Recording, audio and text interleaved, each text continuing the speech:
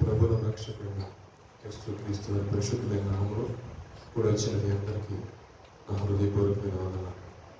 ఎలా ఉన్నారు? బాగున్నారు అందరూ? ప్రభు యొక్క కృపను బట్టి అందరూ సంతోషంగా ఉన్నారని నేను తలంచున్నాను. సంతోషంగా ఉన్నట్లయితే రెండో చెరిపైకి దేవునికి స్తోత్రాలు చెల్లిద్దాం. హల్లెలూయా. దేవుని యొక్క పరిశుద్ధ గ్రంథంలో కొన్ని మాటలు చూస్తున్నాను. రాత్రికాల సమయం ముందు ఉపవాసము అనే దాని గురించి మాట్లాడాం. ఎందుకంటే లెంట్ డేస్లో ఉన్నాం కాబట్టి. సో ఈ రాత్రికాల సమయం ముందు దేవుడు ఒకవేళ మన పక్షాన ఉంటే ఎటువంటి కార్యాలు జరుగుతాయి, దేవుడు మన పక్షాన ఉంటే ఏ విధంగా జయాన్ని చూడొచ్చు అనే కొన్ని మాటలు మనం చూద్దామండి. ఎందుకంటే నెల ప్రారంభంలో ఉన్నాము, పరిశుద్ధమైన బలను తీసుకోవడానికి సమీపించున్నాం కాబట్టి కొన్ని మాటలు చేత మిమ్మల్ని బలపరచాలని ప్రభు పేరిట మీకు తెలియజేస్తున్నాం. దేవునికి స్తోత్రం. హల్లెలూయా. పరిశుద్ధ గ్రంథం నుండి రోమీయులకు రాసిన పత్రిక 8వ అధ్యాయం 30వ వాక్యం 31వ వాక్యం.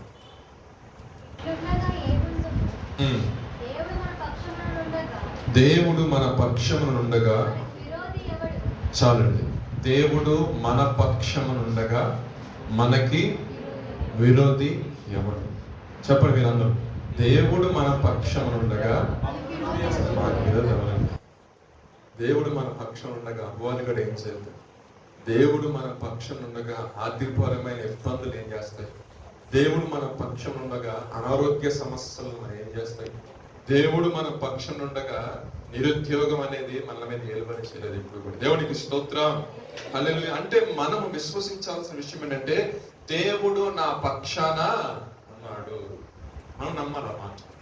దేవుడు నాకు సహాయం చేస్తాడు. దేవుడు మందిరంలోకి నేను వెళ్తున్నాను కాబట్టి దేవుని యొక్క మందిరపు మేలు చేత నేను తృప్తిపరచబడతాను. నా యొద్దకు వచ్చేవాడు నేను ఉన్నానని నమ్మి రావాలని పరిశుద్ధ గ్రంథం సెలవిస్తుంది. సాయంకాల సమయం దేవుడి మందిరంకి వచ్చిన మీరు, దేవుడు నాకు సహాయం చేస్తాడు, దేవుడు నాకు విడుదల కలుగు చేస్తాడు, దేవుడు తన హస్తాన్ని ఆయన చాపుతాడు ఆశతో వచ్చావు కదా. ప్రభు అంటే నా మాట అంటే నేను నీ పక్షమై ఉన్నాను అన్నాడు. దేవునికి స్తోత్రం. హల్లెలూయా. కొన్ని మాటలు చూద్దామండి, కొన్ని మాటలు చూద్దాము. మార్కు సువార్త 4వ అధ్యాయము 35-41 వాక్యాలు మనం చదువుకుందాం. మార్కు సువార్త సాయంకాలం అయినప్పుడు చెప్పగా వారు జనులను పంపివేసి ఆయనను ఉన్నపాటున చిన్న దోణిలో తీసుకొని పోయిరి. ఆయన వెంబడి మరికొన్ని దోణిలు వచ్చెను. అప్పుడు పెద్ద తుఫాను రేగి ఆయన ఉన్న దోణి మీద అలలు కొట్టినందున దోణి నిండిపోయింది. ఆయన దోణి అమరమున తలగడ మీద. మనకందరూ తెలిసిన వాక్యమేనండి. యేసు ప్రభువారు ఆ దోణిలో ప్రయాణం చేస్తున్నప్పుడు ఆకస్మికంగా గాలి తుఫాన్ వచ్చింది. గాలి తుఫాన్ వచ్చేసరికి ఆ నామలో ఉన్న వారందరూ కూడా మిక్కిలి భయపడ్డారంట. అంటే ఇక ప్రాణం పోతుందన్న భయం వాళ్ళకి సంభవించినప్పుడు వాళ్ళందరూ కలిసి ప్రభు దగ్గరికి వచ్చి ప్రభు లేపారంట. గాలి తుఫాన్ వస్తుందయా, మేము చనిపోయి సిద్ధమైనప్పుడు ఆయన లేచి ఒకేసారి గద్దించారు. దేని గద్దించారు? శిష్యులను కాదు, గాలి తుఫాన్ సమస్యను గద్దించారు. గద్దించేసరికి గలయ సముద్రం మిక్కిలి అంటే వీళ్ళు యేసు ప్రభువును వెంబడిస్తున్న జనాంగమే. వారిలో కొంతమంది ఆయన శిష్యులు ఉన్నారు, కాకపోతే వారిలో లోతైన విశ్వాసం లేదు.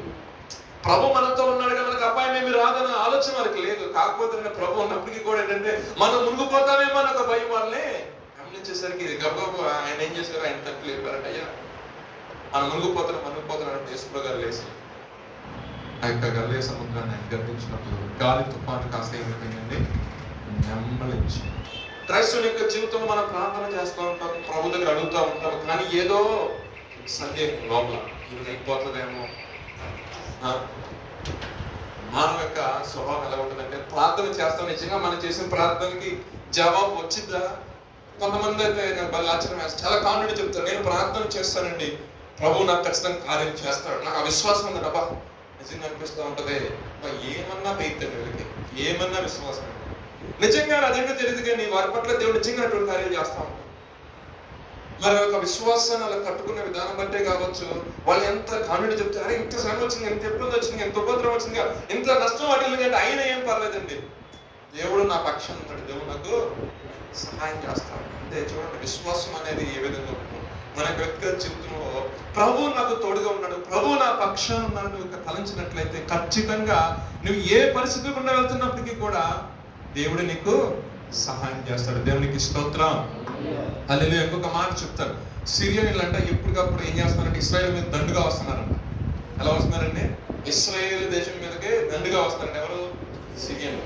రాజుకు పని పాట లేదు, ఎప్పుడు చూసిన వారానికి ఒకసారి లేదా 2 వారాలకు ఒకసారి శుభ్రంగా వచ్చేసి వాళ్ళ మాటి వేసి వాళ్ళు ఇబ్బంది పరుస్తూ ఉన్నప్పుడు అలా ఇబ్బంది పెట్టడం ప్రతిసారి కూడా వాళ్ళు ఫెయిల్ అయిపోతున్నారంట.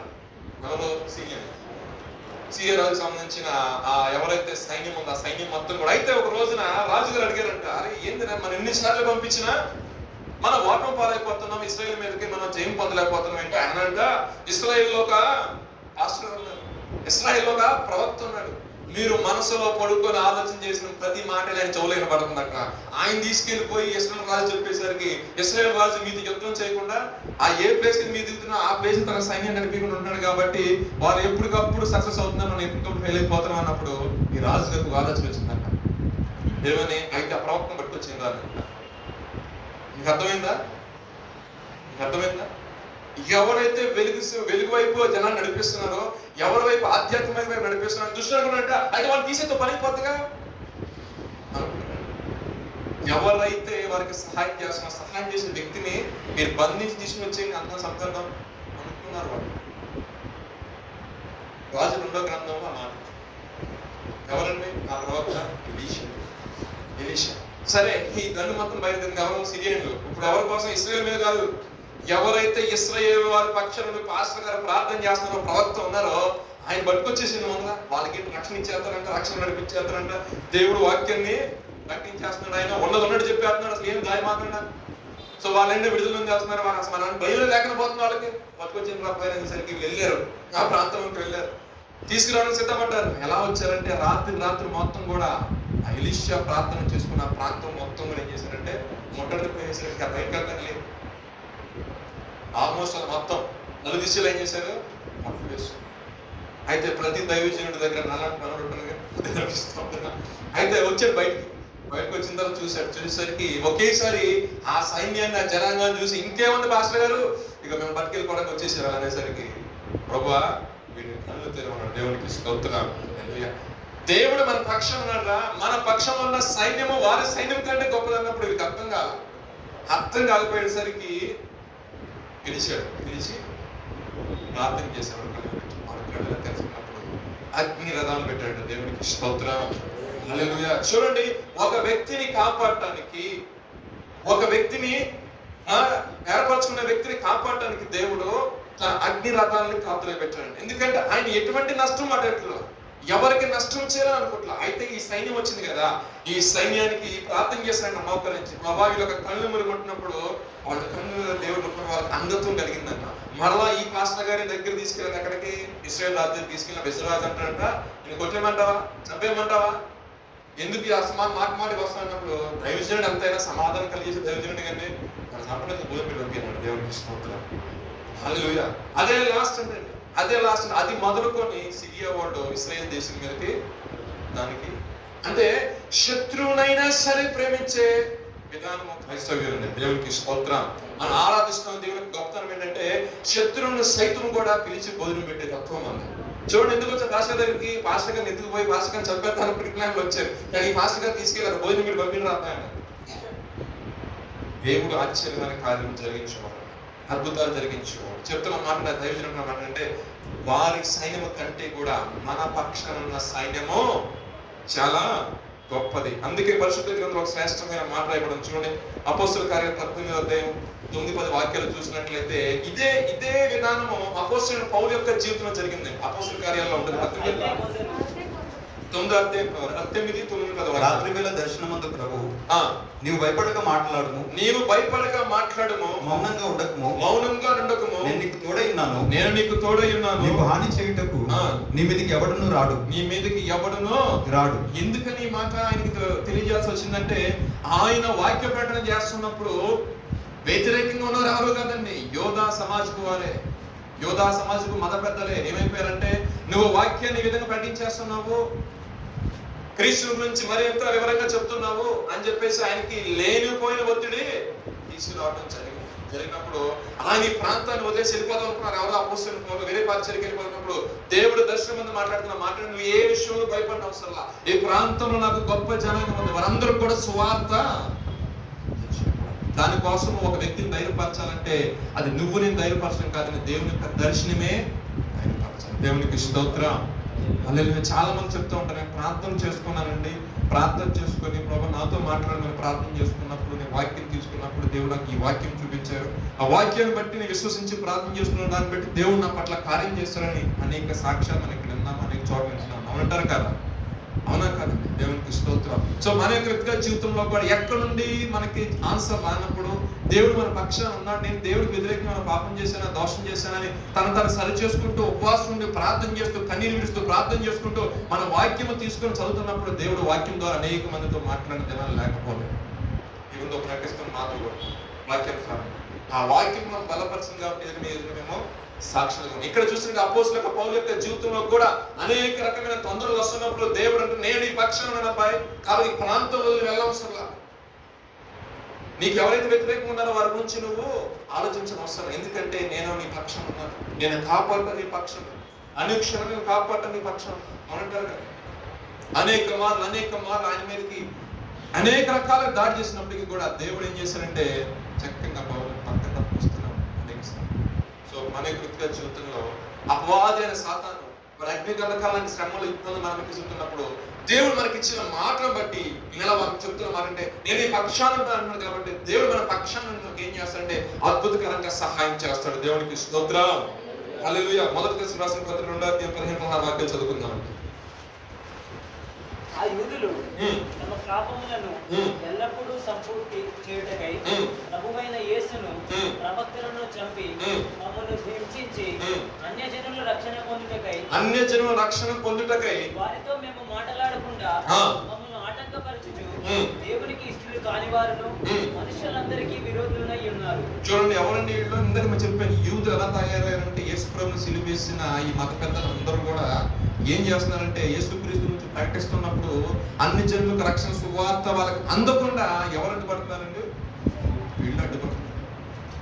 సో ఆయన లాస్ట్ గా కన్క్లూడ్ చేస్తారంటే, వారి మీద కంట దేవుడు ద్వేషించే వారి మీదకి దేవుని యొక్క ఉగ్రత దిగిద్దంటాడు.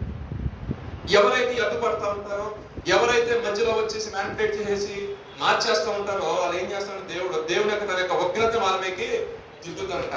వాళ్ళకి వచ్చే శ్రమలో నిజంగా లోకంలో శ్రమల పాలవుతారని దేవుడు వాళ్ళు అంటే, దేవుని యొక్క సువార్తకి ఎవరైతే ఆటంకంగాను, దేవుని యొక్క పరిచయకి ఎవరైతే ఆటంకంగా మారుతారో అట్టి వ్యక్తికి పరిశుద్ధ వ్యక్తికి శ్రమ వాటిల్లుతుంది. దేవుని యొక్క ఉగ్రత అనేది వాని మీదకి వస్తుంది. శ్రేష్టమైన ఒక మాట చెప్తున్న యెషయా గ్రంథము 54:15-16 వాక్యాలు చూసినట్లయితే, నీకు విరోధముగా రూపించబడినది అది ఏ ఆయుధాన వద్దు. ఒకవేళ నీకు విరోధంగా ఎవరైనా గుంపు కూడా అనుకోండి, వారందరూ ఏమైపోతారంటే నీ పక్షం వారుగా అయిపోతారు. ఎవరైతే నీ మీద నేరస్థాపన చేశారో ఒక దినాన్ని నువ్వు వారి మీద నువ్వు నేరస్థాపన చేసే విధంగా దేవుని అధికారిగా నియమిస్తాడు. నిజంగా ఈ మాట మనం చూసి నిజంగా దేవుడు మన పక్షంలో అనుకోండి, మనకు అసలు అప్పుడైనా సరే విరోధిగా తలపెట్టినా వాడు ఆ విషయంలో ఎటువంటి విషయంలో కూడా వాడు సక్సెస్ అనేవాడు కాదు. కానివాడు దేవుడు ఏ విషయంలో కూడా. అందుకే సెలవుస్తున్న మాట ఏంటంటే, యోసేపుని తీసుకుని వెళ్ళారు. ఎక్కడ పడేశారండి?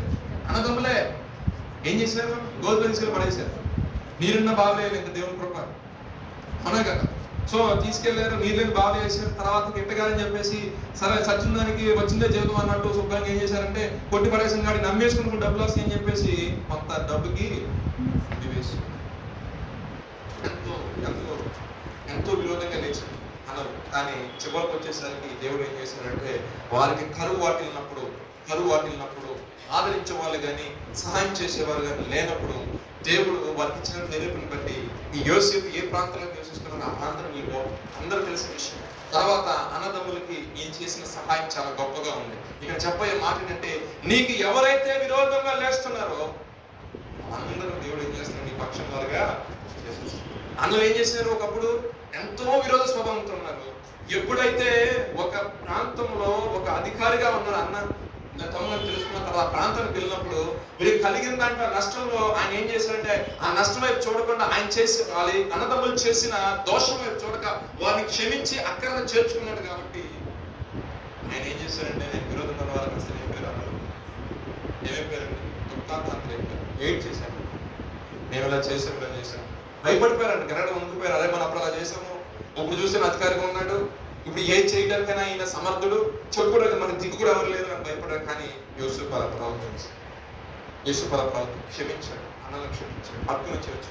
ఎవరైతే విరోధ స్వభావంతో ఉన్నారో ఆ విరోధ స్వభావంతో ఉన్న వారు సైతం కూడా విరోధ స్వభావం విడిచిపెట్టి మమ్మల్ని వాళ్ళు స్వీకరించారు. దేవుడికి స్తోత్రం. అందుకే నీకు విరోధంగా రూపించబడినది ఏ ఆయుధం. ఒకవేళ ఎవరైనా నీకు విరోధంగా గుంపు కూడా అనుకోండి, వాళ్ళందరూ కూడా దేవుడు ఏం చేస్తారంటే పక్షం వారిగా ఆయన చేస్తారండి. ఆయన యొక్క విషయంలో కాదు కానీ దానియేలు యొక్క జీవితంలో కూడా ఏం చేశారు, తీసుకెళ్లి సింహాల బోన్లు వేశారు. ప్రార్థన చేసుకుంటున్నారు దాని అంటారు కదా, మనకు 3 వారాలు ప్రార్థన చేస్తానని చెప్పి తీసుకెళ్లి సింహాల బోన్లు వేసింది. మరి అక్కడ ఎవరు కూడా లేరు. కానీ దేవుడు ఏం చేశారు కదా, అసలు అక్కడ విరోధంలో చెప్పండి సింహాల బోన్లు. దానియేలుకి విరోధంగా ఎవరండి లోపల సింహమే కాట. ఇప్పుడు సింహాన్ని ఏం చేయాలి దేవుడు, ఆయన పక్షం వరకే చేయాలి. మరి ఏం జరిగిందంటే నేనైతే చూడలేదు, కానీ దేవుడు మహాకృతం బట్టి వారికి ఆత్మలేదు ఆ రోజు నైట్. మరి ఈయన ప్రార్థన చేయడం చూసి మరి ఐ ఫ్యాన్స్ అయిపోయినాయో, ఇంకో పక్షం వచ్చిందని అనుకున్నాడు. మరి మొత్తానికి ఏం జరిగిందో కానీ నేనైతే అంతకెళ్ళి లేను కదండి. సో లేని కానీ కలబలు చెప్పను, వాస్తవం చెప్తున్నా దేనికైనా సరే.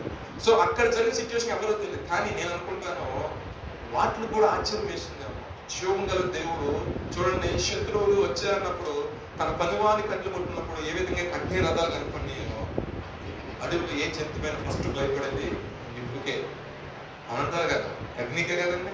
ఏ సింహమైనా పులి ఏదైనా చిన్న కట్టు ముక్క అగ్నిట్లు కదండి, వెనకాల ఆయన ప్రార్థన చేస్తున్నప్పుడు దేవుడు ఏ అగ్ని ప్రాకారాలు ఉంచాడు.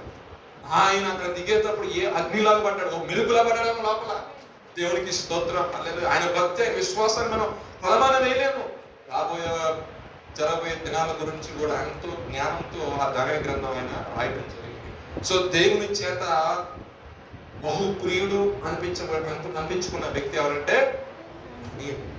సో అతి ప్రియుడిని దేవుడు విడిచిపెడతాడు, బహుప్రియుడిని విడిచిపెడతాడు. మనకి ఇష్టమైన వ్యక్తి మీద మాట్లాడని ఊరుకోం మనం. అసలు ఆ తప్పు చేసినా సరే లేదు అసలు అంటాం.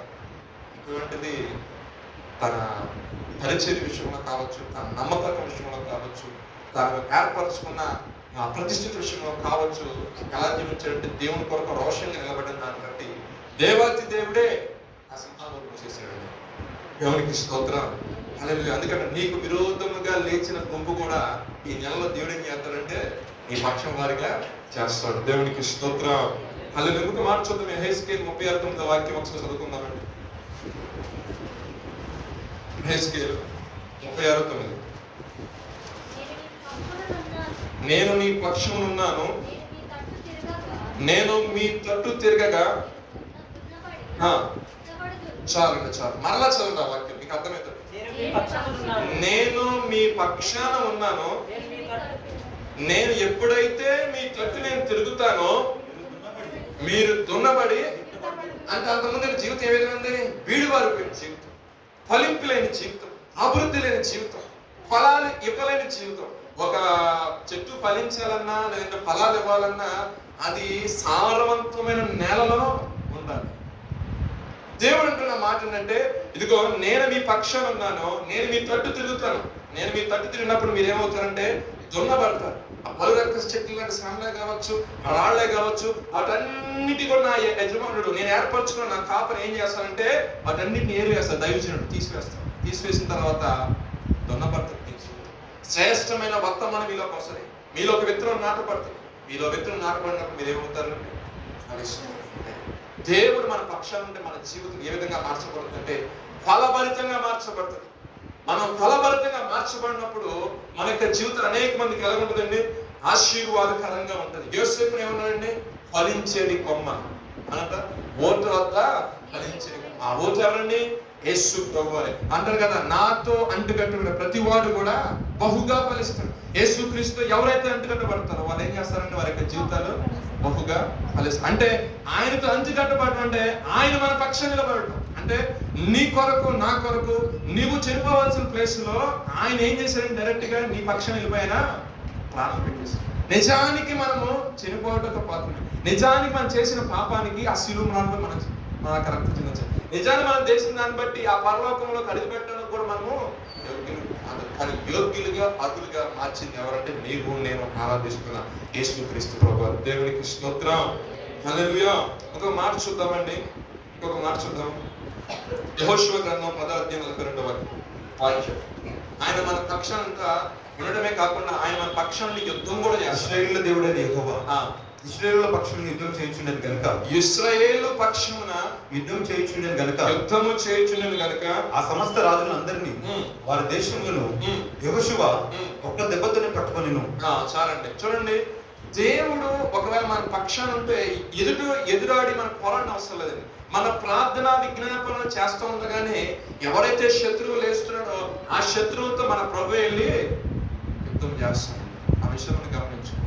యెహోషువ తన యొక్క జీవితంలో అనేక మంది రాజులు ఎదురుగా వచ్చినప్పుడు దేవాదేవుడు మాట ఏంటంటే, అవును నా మోషే ఏదైతే నాకు నీకు ముందు కూడా నాయకుడు ఏ విధంగా నడిచాడో ఆ యొక్క మార్గం నడుస్తూ ఆ ధర్మశాస్త్ర గ్రంథంలోని విషయాలు ధ్యానిస్తూ ఏ విషయంలో అయితే నీకు బోధించాడో అవన్నీ వింటూ నువ్వు నడిచినట్లయితే ఆనాడు మోషేకి ఏ రకంగా నేను తోడుగా ఉన్నా నేను నీకు తోడుగా ఉంటా అని చెప్పిన దేవుడు మోషే తన యొక్క జీవితంలో ఎక్కడో ఓటమి పాలంటే ఎక్కడ లేదు. గొప్ప నాయకుడు ఆయన. యెహోషువ తన యొక్క జీవితంలో తాను వెళ్లకుండా తన యొక్క సైన్యాన్ని పంపించిన విధానం ఒక్కసారి ఆయన హాయి అనే పరమేశ్వరంలో ఓడిపోవటం జరిగింది. తర్వాత సరి చేసుకుని యెహోషువ ప్రభు సన్నిధిలో ప్రార్థన చేసుకున్న దాన్ని బట్టి దేవాది దేవుడే ఇశ్రాయేలు వారి పక్షాన ఈరోజు మనం నేర్చుకుంటున్న వాక్యం అదే. ఆయన ఒకవేళ మన పక్షాన ఉంటే ఏం జరుగుతుంది, మన పితరుల జీవితంలో ఏం జరిగింది, ఆయన చేసినంత ఇశ్రాయేలు వారిని రక్షించడానికంట ఆ ప్రాంతంలో ఉన్న ఎవరైతే శత్రురాజు ఉన్నారో వాళ్ళందరినీ కూడా తీసుకొచ్చి ఇశ్రాయేలు చేతిలో చెప్పారు. ఎక్కడ కూడా ఓటమి పాలవుతుంది. దేవునికి స్తోత్రం. అంటే ప్రతికూలమైన పరిస్థితులన్నింటినీ కూడా అనగదొక్కి ముందర నడిపించే కృప, ఆ యొక్క శక్తి, ఆ బలాన్ని ప్రభు మన పక్షంలో ఉంటుంది కలుగుతుంది. దేవునికి స్తోత్రం. మనం విశ్వసించాలని ఈ విషయంలో సరే ప్రభు మన పక్షంలో ఉంది కాబట్టి దాన్ని అధిగమించే శక్తి మనకి ఇస్తాడు. ఏదైనా సరే కొంచెం ఆలస్యం కావచ్చు కానీ అద్భుతకరంగా దేవుని పట్ల కార్యాలు జరిగిస్తాడు. ఎఫెసీయులకు రాసిన పత్రిక 6వ అధ్యాయం 12-14 వాక్యాలు చూసినట్లయితే మనము యుద్ధం అని ఒక మాట చూద్దామండి. ఎఫెసీయులకు రాసిన పత్రిక ఏలయనగా పోరాడున్నది శరీరులతో కాదండి, కానీ ప్రధానులతోనూ అధికారులతోనూ ప్రస్తుత అంధకార సంబంధమైన ఆకాశ మండలమందున్న దురాత్మల సమూహాలతోనూ పోరాడుచున్నాం. ఎవరితో పోరాడుతుందని మనం కానీ ఒక మాట చెప్పాలంటే ఆ వాక్యాలు రాసరికి ఆ విషయంలో కూడా మన పక్షాన్ని పోరాడేవాడు ఎవరండి? మన పక్షాన్ని విజ్ఞాపన చేసేవాడు ఎవరండి? మన పక్షం నుండి మనల్ని న్యాయ విమర్శలో మన నీతి మంత్రిగా తీర్చే వ్యక్తి ఎవరంటే అయితే ఆయన చెప్తున్న మాట అంటే శరీరంతో కాదు, ఆమె యొక్క పోరాటంతో కాదు, అధికారులతో పోరాటం, ప్రధానులతో ఉంది. ఇటు మార్చేవారు ఉంటారు, అధికారులు ప్రభుత్వాలు ఉంటారు, ఆ రకంగా మార్చి. సో అటువంటి వారు అంధకార సంబంధమైన దురాత్మక సమూహంతో పోరాటం కాబట్టి అంటూ కిందగా రాసుకుంటూ వస్తానంటే రక్షణ శిరస్త్రాన్ని పెట్టుకో, దేవుడిచ్చి సర్వాంగిక కవచాన్ని ధరించు, ఆత్మకర్తమైన వాక్యాన్ని ధరించు, అపవాది వేయించిన అగ్నిబాణాలు నువ్వు ఆత్మీయతకి శక్తివంతమైన దేవుని యొక్క విశ్వాసం దారులను పట్టుకుని అంటే విశ్వాసం అంటే నమ్మకం. ప్రభు ఎట్టి శ్రమలో చేతి ఇబ్బంది వచ్చిన నా ప్రభు నాకు సహాయం చేస్తాడు, నా దేవుడు నాకు తోడుగా ఉంటాడు అని ఒక విశ్వాసం. ఆ విశ్వాసాన్ని ఏం చేయాలంటే ఇంకా నాడు పెంపొందించుకోవాలి. నిజంగా మనం ఒకసారి నిలబడలేని తట్టుకోలేని పరిస్థితులు ఒకసారి వస్తుంటాయి. అయినా సరే యోగొస్తున్నాడు కదా, ఒకటే ఒక మాట, ఆయన చూసుకుంటాడు, ఆయన ఇచ్చాడు, ఆయన చూసుకుంటాడు. కొన్నిసార్లు క్రైస్తవులు కూడా మాట్లాడకూడని సందర్భాలు వస్తూ ఉంటాయి. ఎందుకంటే ఆ టైంలో మౌనంగా ఉండటమే చాలా మంచిది. కొన్నిసార్లు నిజంగా మీ యొక్క జీవితంలో పనులు జరుగుతూ ఉంటాయి. అయినా సరే ప్రభు నామం విశ్వాసం రావటం దేవుడు ఆశ్రయించినప్పుడు ఒకలాగా, దేవుడు యొక్క ఆశీర్వాదం కొంచెం ఉదయకాల సమయం ఆశ్రయించి మాట్లాడే దైవజనం ఆశీర్వదించేంత ఒకలాగా, ఆశీర్వాదించకపోతే ఒకలాగా పెద్ద విరిచే విధానం ఎప్పుడు కూడా ప్రయత్నించు. ఏ స్థితిలో ఉన్నా దేన స్థితి ఎందైనా సంతాన స్థితి అయినా ఏ స్థితిలో అయినా సరే ఆయన గణపరిచే వ్యక్తులుగా మనము ఉండాలి. దేవునికి స్తోత్రం. ఇక్కడ చూస్తుంటే యుద్ధం గురించి దేవుడు మన పక్షంలో చాలా వాక్యాలు ఉన్నాయి. దావీదు అన్నారు ఏమంటే యుద్ధము యెహోవాదే. గొలియాతు మీద వెళ్ళినప్పుడు ఏమన్నారండి? యుద్ధం యెహోవాదే, నేను కుక్కలను వాళ్ళకి కనబట్టుకోతున్నావు అన్నాడు. వాడు అసలు కర్ర ఎక్కువ. దేవుడు అన్నాడు, దావీదు నువ్వు వెళ్ళు, నేను కాదు, నా పక్షాన యుద్ధం చేయబడు, ఆయన యుద్ధము యెహోవాదే. కొన్నిసార్లు మనం ఏంటంటే మన యొక్క భారాన్ని ట్రాన్స్ఫర్ చేస్తాం. అందుకే మోసుకొని పోవచ్చిన సమస్య జిల్లారా, ప్రయాసపడే భారం సమస్య జిల్లా నా ఎంతకు రండి, మీ భారం నా వీక్ మీద ఏం పడ్డాయి, నా కాళ్ళు పోయింది అంటే వాక్యానుసారం మీరు జీవించండి. మీకు ఏదైతే పడేసుకున్నాను దానికి ఎలా మిమ్మల్ని నేను ఆ మార్గంలో ఎలా తప్పించడం మీకు గైడ్ చేస్తాను. నా సేవకుని ఆత్మకు సేవకుల ద్వారా మీకు ఆ విషయాలు తెలియదు, సంఘము ద్వారా విషయాలు తెలియజేస్తాను, వాక్యం ద్వారా విషయాలు తెలియజేస్తాను. దేవుడికి స్తోత్రం, హల్లెలూయా. ఇంకొక మాట చూసినట్లయితే నిర్గమకాండంలో కూడా మాట్లాడుతూ 14-13 వాక్యంలో చూసినట్లయితే, ఇగో దేవుడు మీకు అనుగ్రహించే రక్షణ మీరు చూస్తారు, మరలా ఈ ఐగుప్తులు మీరు చూడనట్లయితే అక్కడ ఎర్ర సముద్రం ఎదుర్కొంటూ వచ్చినప్పుడు నా వైపు చూస్తానండి మోసే, నీ బావు నీ చేతిలో కర్ర చాపున్నాడు అంతే. ఎర్ర సముద్రం సైతం కూడా దేవుడు మన పక్షం అంటే ఎర్ర సముద్రాన్ని సైతం కూడా అంటే అటువంటి శ్రమలు అటువంటి ఇబ్బందులను కూడా మనం ఏంటంటే చాలా సునాయాసంగా దాటి దేవుడి యొక్క రక్షణ మనము ఆ యొక్క రక్షణ ఆనందాన్ని అనుభవించే ప్రజలుగా ఉండాలి. ఇంకొక మాట చూద్దాం, చెప్తూ ముగిస్తాను. అధికమైన మేలు. ప్రస్తుతానికి ఏం చూసామంటే దేవుడు మన పక్షాన ఉంటే గొప్ప కార్యాలు జరుగుతాయి, దేవుడు మన పక్షాన ఉంటే మనకు విరోధి ఎవడు, దేవుడు మన పక్షాన ఉంటే మన మీదకి ఏమైనా యుద్ధాలు ప్రకటిస్తే అంటే శత్రువైన వాడు ఏమైనా కాదు. ఇక్కడ ఒక్క విషయం వాళ్ళకి కాదండి, చాలా ఇప్పుడు బిజినెస్ చేసే వాళ్ళు బిజినెస్లో ఉంటారు, ఏదైనా కంపెనీ పెట్టుకున్న కంపెనీలో ఉంటారు, ఉద్యోగస్తులు పక్కన ఉద్యోగస్తులు ఉంటారు, ఏదైనా ప్రమోషన్ ఎలిజిబిలిటీ ఉన్నప్పుడు వారికి ఎదురుతూ ఉంటారు, హాస్టల్స్ లో ఉంటారు, ప్రతి చోట కూడా ఎవరికొకరు వ్యతిరేకంగా ఉంటారు. కానీ దేవుడు అంటే మాట్లాడాలి అప్పుడైతే నీకు వ్యతిరేకంగా ఉంటారు. ఈ ఆట నుంచి వాడికి జ్ఞానం అయిపోతుంది. దేవునికి స్తోత్రం, హల్లెలూయా. ఈ ఆట నుంచి వాడు నీకు సపోర్ట్ చేస్తానంటే అసలు ఆయన వ్యతిరేకంగా ఉన్న వారందరూ నీ పక్షం అయిపోతారు. ప్రొఫెసర్ ఎప్పుడు ఒకరి ప్రవర్తన యెహోవాకు ఇష్టంగా మార్చుకున్నప్పుడు ఆయన ఏం చేస్తాడు, ఆయన వారి శత్రువును సైతం కూడా ఏం చేస్తాడు, మన యొక్క ప్రవర్తన మనం సరి చేసుకోవాలి. ఇలా ప్రకటిస్తాడు నేనైనా సరే, వింటున్నా మీరైనా సరే, మన యొక్క ప్రవర్తన ఆయనకి ఇష్టంగా ఉందనుకోండి, మన యొక్క బ్రతుకులు ఏమైపోతాయంటే శత్రువును సైతం మిత్రులుగా మార్చాడు చేస్తారు. దేవుడికి స్తోత్రం. మళ్ళీ రెండో మాట కింద అధికమైన మేలు చేస్తారంట. అధికమైన బ్రతుకు వాక్యం చూద్దాము. హెస్కేల్ 36:11 చదువుకుందాం. రెండో మాట కింద అధికమైన మేలు 36:11.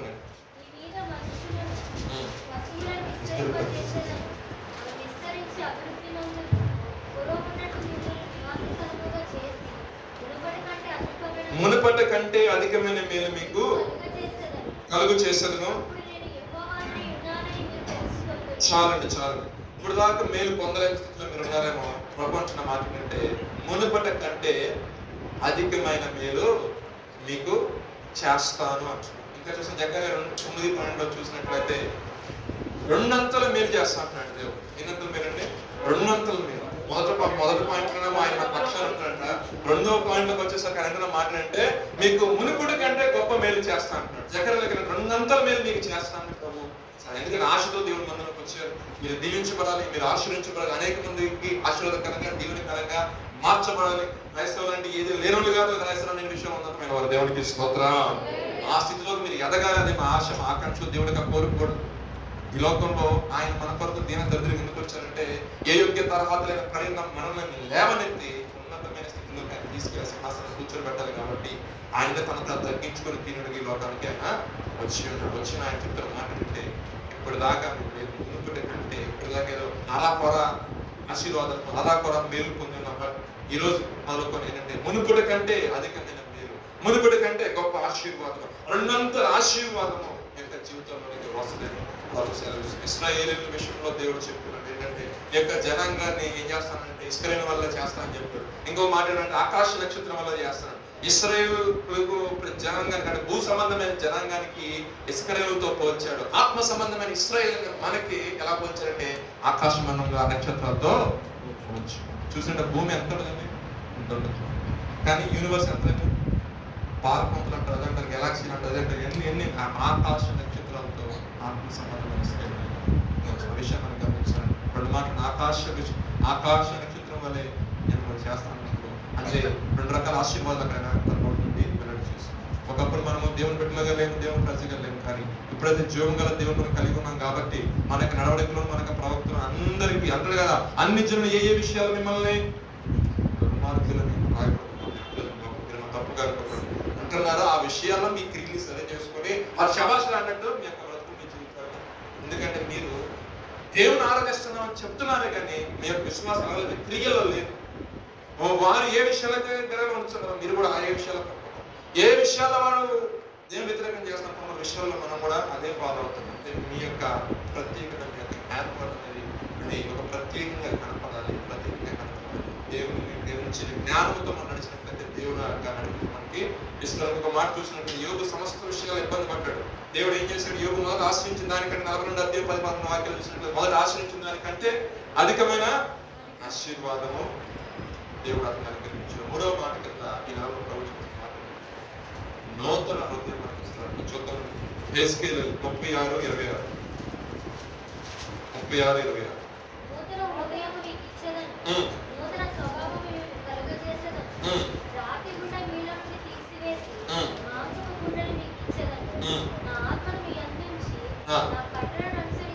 నా కట్టలను అనుసరించి వారు గాను నా విధులను గైకున్న వారు గాను చేసి 3 పాయింట్లు మనం ధ్యానిస్తున్నాం. 3వ పాయింట్ కింద దేవుడు నెలలో మనకి నూతన హృదయాన్ని ఇస్తాడన్నాడు.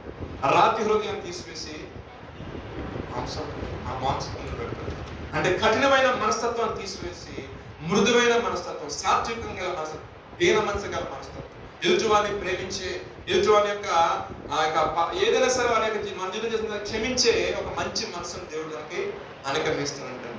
ఎందుకని ఈ మాటలు పలుకుతా? అంతకుముందు ఇశ్రాయేలు వారి యొక్క జీవితం ఆ పై అధ్యాయంలో 36 అధ్యాయం మీరు 12, 13, 14 నుండి చదువుకుంటూ వస్తా ఉంటే వారు దేవునికి వ్యతిరేకంగా అనేకమైన కార్యాలు చేశారట.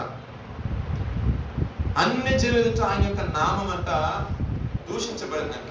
సో దేవుడు తానే రోషం తెచ్చుకున్న మాట అంటే ఇక మీద అన్ని జీవుల నామాన్ని దూషణ తెచ్చుకున్న ఇష్టం అబ్బాయి. ఇప్పుడు నేను చేయబోతున్నానంటే నేను మీకే నూతన హృదయాన్ని, నూతన స్వభావాన్ని ఇస్తాను.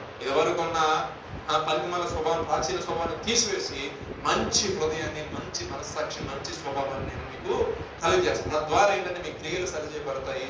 మీ క్రియలు సరిచేయబడటం వల్ల మీరు సంఘానికి వస్తారు. సంఘానికి వచ్చిన వాక్యం ద్వారా మీ యొక్క జీవితం సరి చేసుకుంటారు. దానివల్ల ఏదైతే మేలు ఫలాలు నేను మీకోసం దాచిపెట్టున్నానో అవన్నీ కూడా మీరు పొందుకుంటారని లేఖనం సెలవిస్తుంది. దేవునికి స్తోత్రం. 51:10 కీర్తన చదువుకున్న చదవండి. తర్వాత లోకాసు వార్త 15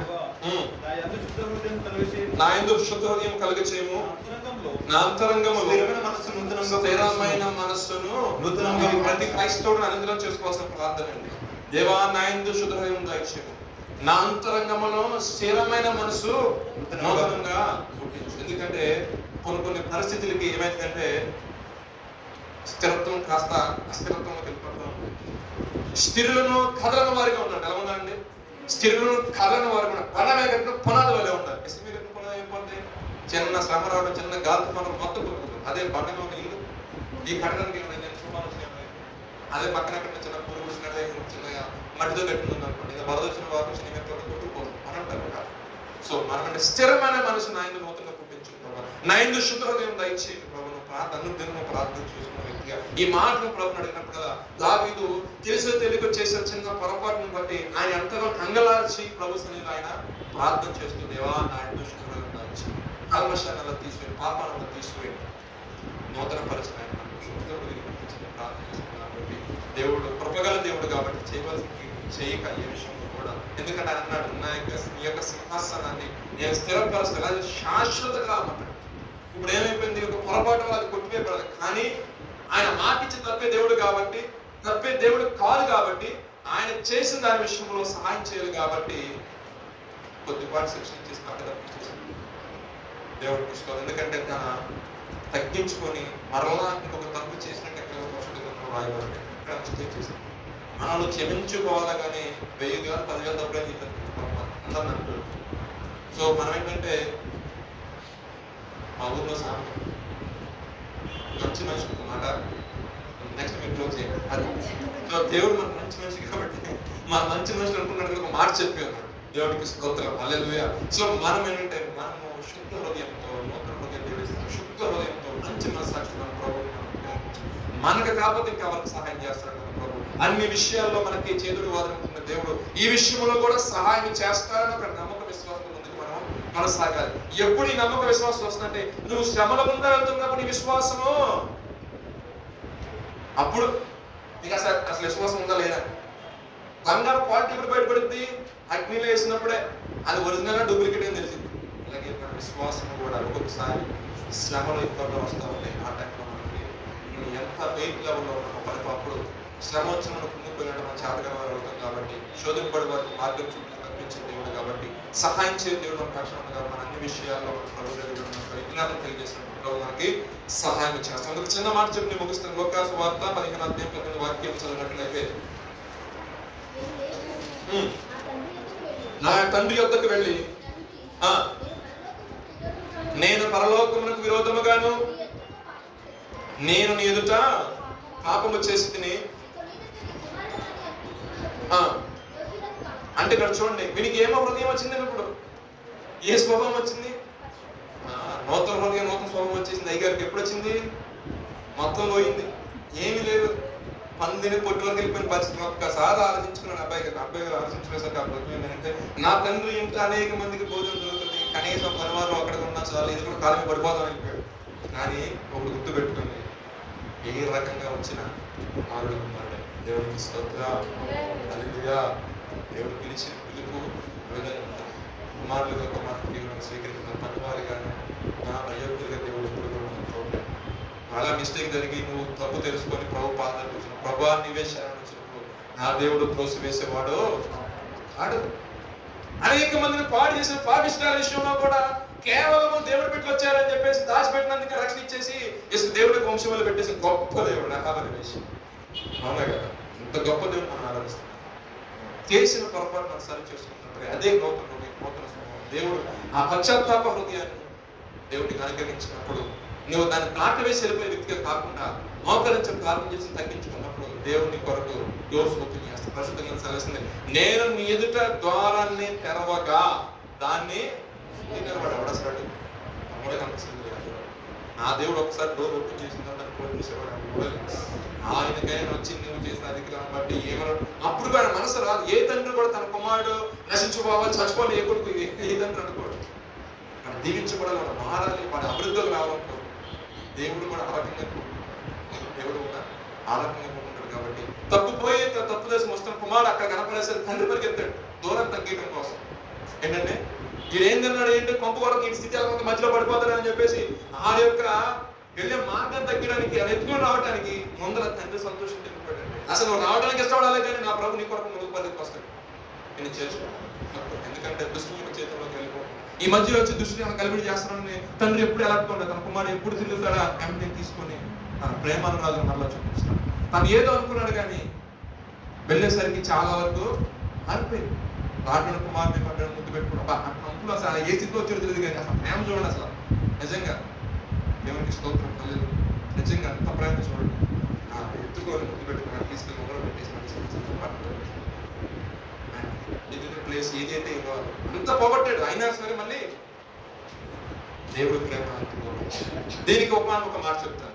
జక్కి అందరూ బాగా తెలుసు కదా, యేసు ప్రభు ఎవరా అని చెట్టుకి చూశాడంట. యేసు ప్రభు గారు అయ్యి బాబు నువ్వు రా, నీటి లక్ష్యం వస్తున్నాడు. వచ్చేసరికి ఆయన ఎప్పుడైతే ప్రభు వారు వచ్చేసారో నిజమైన మారు మనసు వచ్చేసింది, నూతన హృదయం వచ్చేసింది, మనోడికి నూతనమైన మనసు వచ్చేసింది. వచ్చేసారు అంటే ఆయన చూసేసరికి సంతోషం, ఆనందము.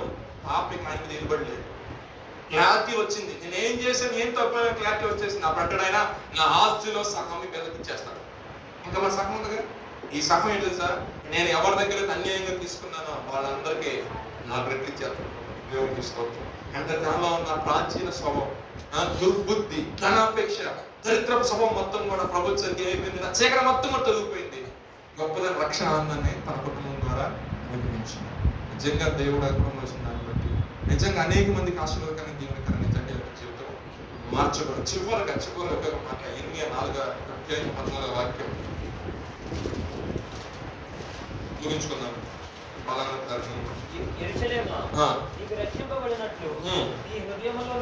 నీ హృదయంలో నుండి చెడుతనము కలిగి వేసుకొనుము. ఎన్నాళ్ళ వరకు నీ దుష్టాభిప్రాయములు నీకు కలిగి ఉండును. తాను చాలండి. యెరూషలేమా నువ్వు రక్షించబడిన నీ హృదయంలో ఉండే చెడుతనం అంతా కూడా యెరూషలేము కనుక సంగమ దేశం అంటే మట్టి కాదు, దేశం అంటే సో మన విషయం అంటే సంఘం అంటే ఎవరు? యెరూషలేము అంటే ఒక సంఘంగా భావించండి. ఆ సంఘం అంటే ఎవరు? మనమే కదండి.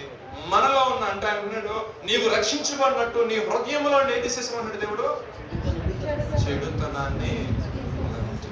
చెడుతనం మనలో ఉండి నేను ఆశీర్వాదం అనుభవించాలి, చెడుతనం మనలో ఉండి మనం ప్రార్థన చేసే జవాబు రావాలి, చెడుతనం మనలో ఉంచుకొని మనం అద్భుతాలు చేసే వారికి ఉంటా, చెడుతనం మనలో ఉంచుకొని నేను కాబట్టి ప్రతి కాలంలో సక్సెస్ చూడండి, ఇది హైలీ ఇంపాసిబుల్ అన్నమాట, ఎప్పటికీ జరగని విషయం. అందుకే దేవుడు మాట అంటే నీ గుడారంలో ఉన్న చరిత్రను తొలగించమన్నాడు మాట. ఇప్పుడు ఏమన్నా నీ హృదయంలో ఉన్న చరిత్రని కొంతమంది ఇళ్లలో పెట్టుకుంటారు, కొంతమంది హృదయంలో పెట్టుకుంటారు. సో ఆ రెండు ప్లేసుల నుంచి మనల్ని తొలగించుకున్నప్పుడుగా మన యొక్క నీతి మధ్యాహ్నం వల్ల ఉంటుందండి. దేవునికి స్తోత్రం, హల్లెలూయా. సో నేను ముగిస్తానండి, చాలా సమయం చాలా ఇబ్బంది అయిపోయింది. ఈ రోజు మనకి నా ఆశ ఏంటంటే దేవుడు మన పక్షాన ఉన్నాడు. దేవుడు మన పక్షానికి మన విరోధం అనేవాడు ఎవడో ఉన్నాడు. ఓకేనా? దేవుడు మన పక్షాన్ని ఏం చేస్తాడంటే మనల్ని ఆశీర్వదిస్తాడు, అంటే ఫలించేటట్టు, అంటే మనం ముందుతాడు ఆయన, మనలో విత్తనం నాటుతున్నాము, ఫలిస్తున్నాము. ఇంకో మాట ఏంటంటే దేవుడు మన పక్షాన్ని యుద్ధం చేస్తాడు. మూడో మార్గం మనం చూస్తుంది ఏంటంటే ఆయన ఏం చేస్తాడంటే నూతన హృదయాన్ని, నూతన స్వభావాన్ని చేస్తాడు. ఇంకేంటంటే అధికమైన మేలు, మేలు కంటే మునుపటి కంటే కూడా నేను గొప్పగా దేవుడు మనకి మేలు చేస్తాడు. ఎందుకంటే ఈ బలానికి వచ్చారు కొంతమంది, బలానికి వచ్చే క్రైస్తవులు ఉంటారు, వారి ఉద్దేశం చెప్పడం వాక్యం మళ్ళీ ఎప్పుడు కనపడతారు, మళ్ళీ బలగా కనపడతారు నెల వారంలో. సో ప్రతిరోజు వీలైన మటుకు వెంటనే జరుగుతుంది కాబట్టి ప్లేస్కి రండి. అదేవిధంగా ప్రతి సాటర్డే లేదా సండే ఈవినింగ్ సర్వీస్ జరుగుతుంది కాబట్టి ఈవినింగ్ సర్వీస్ అటెండ్ అవ్వండి. సమయం ఉండగానే వాక్యం ఎక్కువ వినడానికి ప్రయత్నించండి, వాక్యం ఎక్కువ ధ్యానించండి, ప్రభువులో ఎక్కువ గడపడానికి ప్రయత్నించండి. రాబోయే దినాలకు సమయం ఉంటుందా లేదా మన చేతులు, రేపు ఏం జరుగుతుందో మనము చర్చలు. సో ఉన్న సమయాన్ని యూటిలైజ్ చేసుకుని మనకు ఆశీర్వాదకరం కాబట్టి పరిశుద్ధమైన బలం సమర్పించి మీరు మీ యొక్క హృదయంలో ఉన్న చిన్నతనం తొలగించుకొని దేవునికి ఆశీర్వాదం పొందుదురుగాక. ప్రార్థన చేసుకుందాం, మోకరించినట్లు ప్రార్థన చేసుకుందాం.